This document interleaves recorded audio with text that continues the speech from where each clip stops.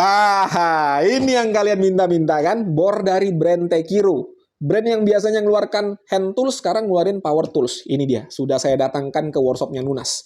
Kalau kalian cari di marketplace online, ini belum ada ya. Di offline ataupun online belum ada yang jual. Jadi kemarin itu Tekiro hanya jual di pameran Gias kemarin ya. Bang, apa itu Gias? Di googling aja. Gias itu apa? Giias ya. Kalau nggak salah, G-nya itu Gaikindo. Kelanjutannya saya nggak tahu. Nah, ini saya beli sendiri ya. Saya beli pakai uang saya sendiri. Harganya 2350. Harga promo katanya. Nanti kalau sudah rilis secara resmi saya nggak tahu ya harganya bakalan segitu atau naik. Yang pasti kalau kalian belinya kemarin di sana, itu dapat berbagai macam merchandise. Jadi kalau kalian sudah lihat di Instagram saya, ada tas. Nah, itu dari bonusnya ya, bonus dari bor ini. Nah, sekarang kita akan lihat nih bagaimana performanya. Bagaimana performanya? Harga 2,3, lumayan mahal. Seharusnya performanya tidak boleh kalah ya dengan harganya. Nah, kalau kalian penasaran, stay tune, kita intro dulu. 1, 2, 3, 4.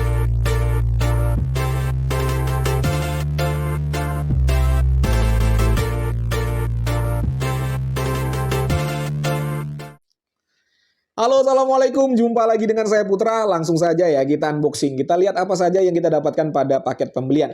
Nah, untuk kemasan produknya, di sini ada dus yang berwarna hijau, berisikan keterangan tipe, spesifikasi, dan juga fitur-fiturnya. Ini untuk tipenya adalah CD Strip HD 2048 ya untuk tipenya. Ini ada sedikit komplain ya. Untuk dusnya ini terasa tidak fit gitu ya, tidak pas gitu. Longgar-longgar. Terkesan asal ada, tapi ya udahlah, nggak jadi masalah ya. Di sini ada beberapa keterangan untuk spek dan fitur-fiturnya, nanti kita akan bahas secara terperinci. Dan untuk bor ini motornya sudah brushless ya teman-teman ya. Nah, untuk kopernya sendiri, ada tulisan Tekiro yang di emboss ya, bukan tempelan atau bukan stiker. Untuk kualitas dari kopernya ini mantap ya, terkesan kokoh. Ini tidak lembek-lembek gitu ya. Ini kalau dipukul juga tangan kita yang sakit nih, keras. Untuk plastiknya mantap. Lalu kita lihat nih isinya ya. Nah, ini dia isinya. Di sini ada buku panduan penggunaan. Buku panduan penggunaannya ini sudah saya baca.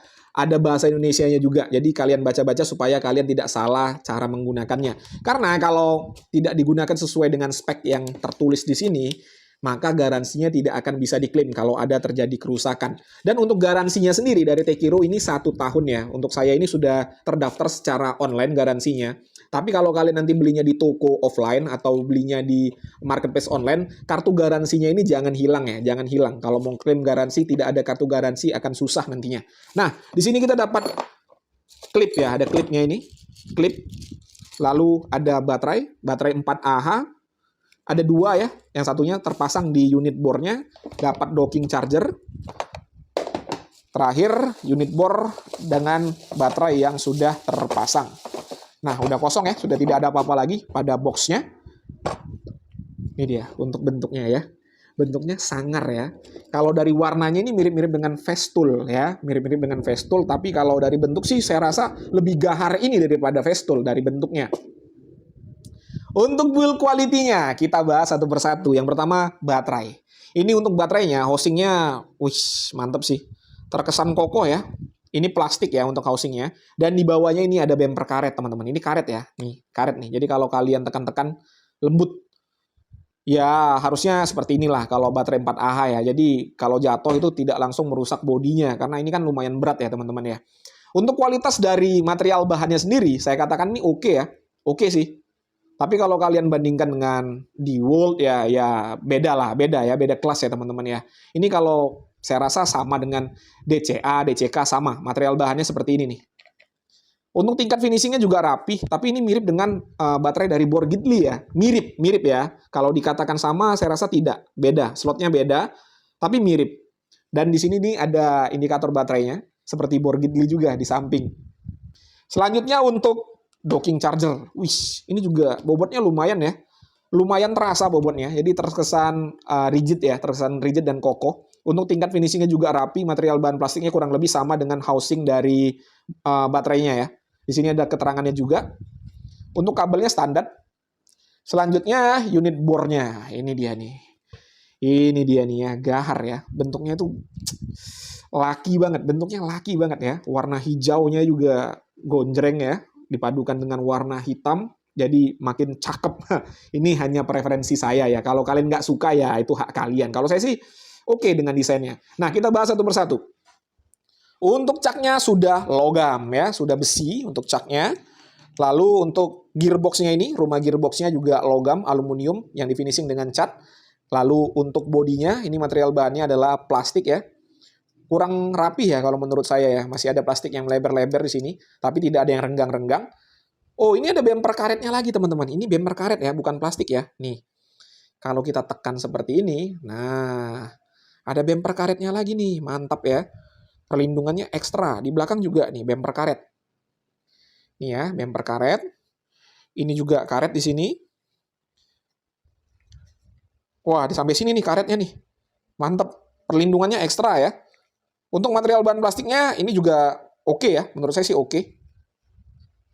Nggak ada masalah lah untuk build quality. Lalu kita lihat nih, apakah center atau tidak untuk caknya.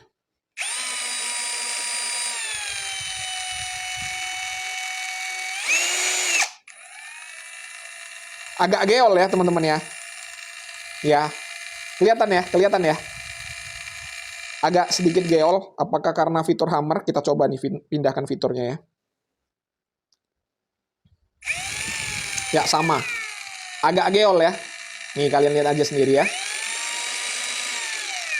Kalau dia putarannya lambat, kelihatan. Tapi kalau sudah kencang, tidak kelihatan.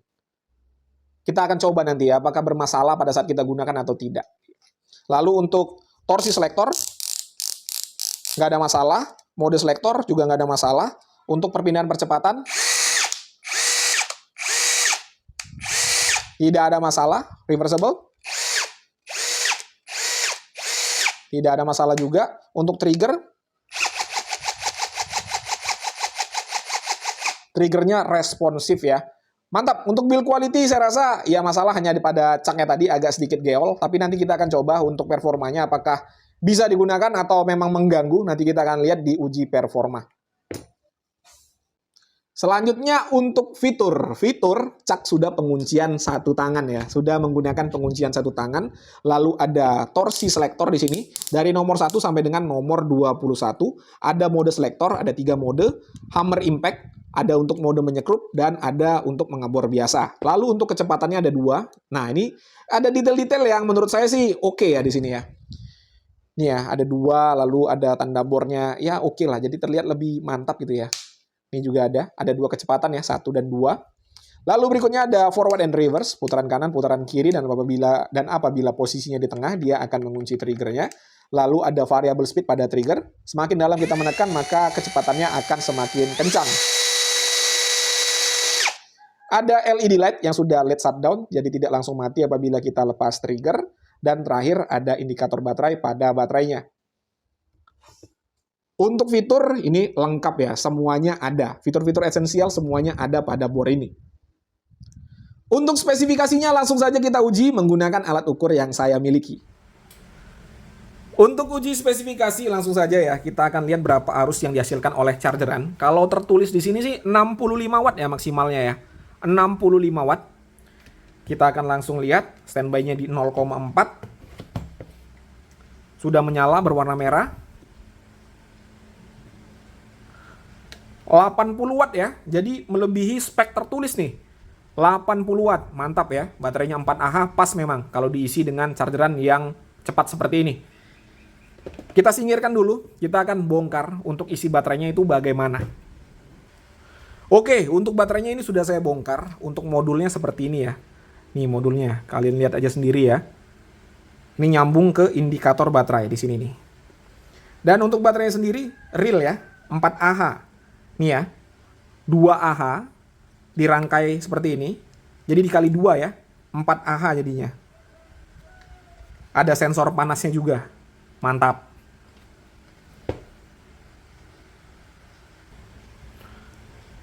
Untuk bornya juga sudah saya bongkar ya teman-teman ya. Di dalamnya kurang lebih seperti ini. Nih ya, banyak sekali nih kabel-kabelnya di sini ya. Untuk motornya gede banget. Motornya gede banget. Untuk tembaganya, gulungannya, kalian lihat aja sendiri ya. Noh, tebal-tebal ya tembaganya. Gulungannya juga tebal nih. Mantap. Untuk baterai sudah terisi penuh ya, lampu indikatornya sudah berwarna hijau, arusnya juga sudah di-cut. Sekarang kita akan ukur RPM ya.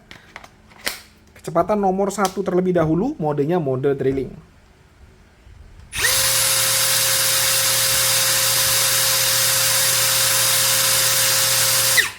504 RPM. Kecepatan nomor 2.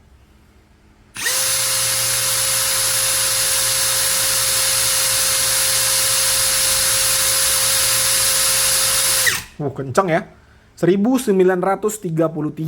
Kalau kita lihat spek tertulis di sini mana nih? Nah, ini nih.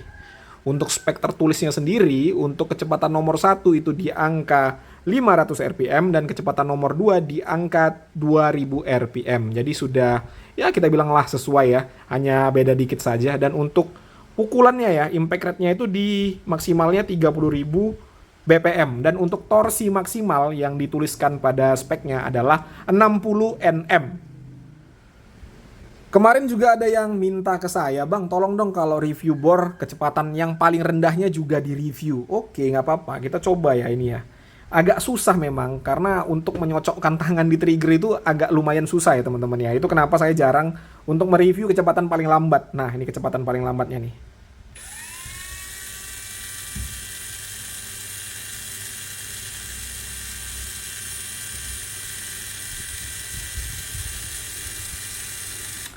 Ya kurang lebih di angka 90-an lah ya. Kurang lebih, karena agak sedikit susah untuk biar konstan menekan di kecepatan lamban seperti ini nih. Agak susah ya. Dan untuk berat unit include baterai 4Ah adalah 1,9 kilo ya. Untuk uji coba pertama saya menggunakan mata bor auger 13 mm ya. Kecepatannya kita coba di kecepatan nomor 2. Kalau nggak mampu nanti kita akan ubah ke kecepatan nomor 1. Modenya mode drilling. Medianya kayu mahoni, ketebalannya 12 cm.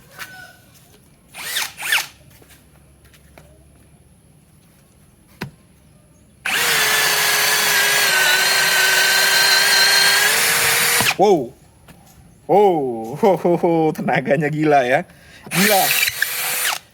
Tenaganya gila. Kita coba sekali lagi. Kecepatan nomor 2 ya. Hoi.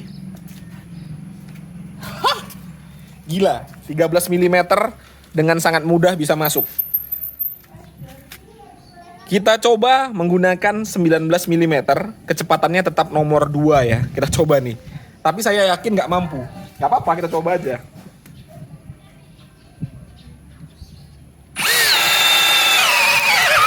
Ya benar, sesuai dengan perkiraan ya teman-teman ya. Nggak mampu, tapi wajar, ini wajar ya. Kita akan coba kecepatan nomor 1.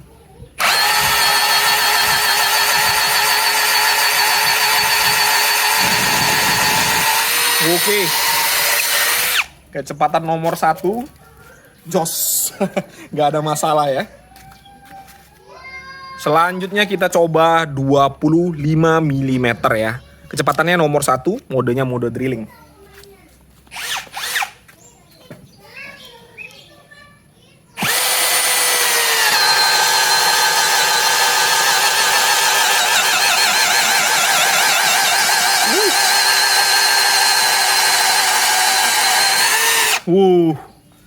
Tenaganya gila ya teman-teman ya. Tapi sayang ini dari segi kenyamanan aja ya.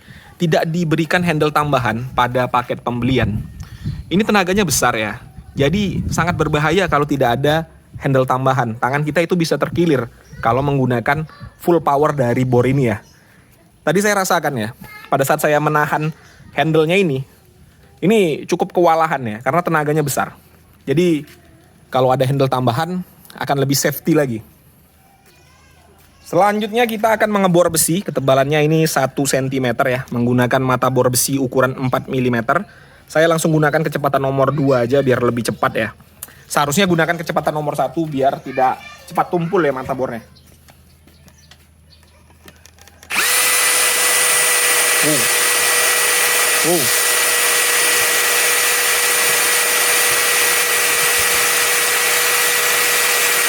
Wow. Gila, cepat sekali ya. Cepat sekali kalau gunakan kecepatan nomor 2. Dan saya rasa akan menimbulkan panas yang lebih ya. Kita gunakan kecepatan nomor 1 aja.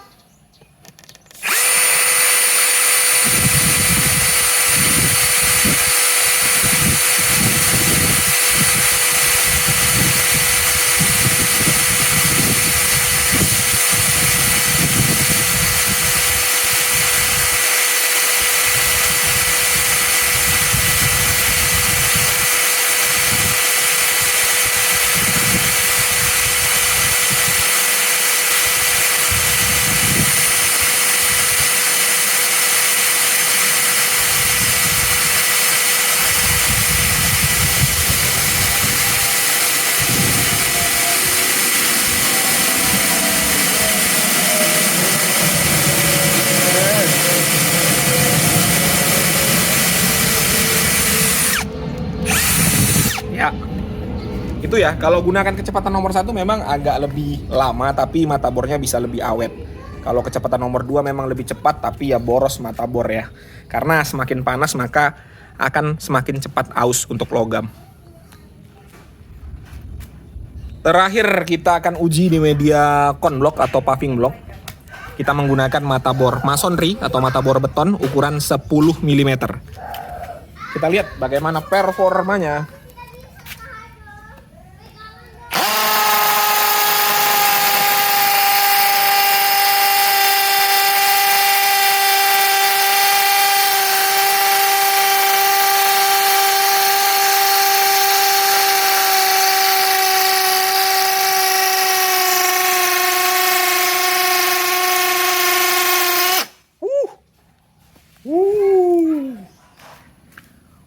Untuk pukulan impactnya, ini saya katakan mantap sekali ya. Mantap sekali teman-teman. Salah satu yang terbaik untuk pukulan impact kelas 20 volt brushless ya. Gila, pukulan impactnya gila. Cepat sekali ya mengebor konblok yang notabene keras ya. Cepat sekali. Sekarang kita akan ukur suhunya.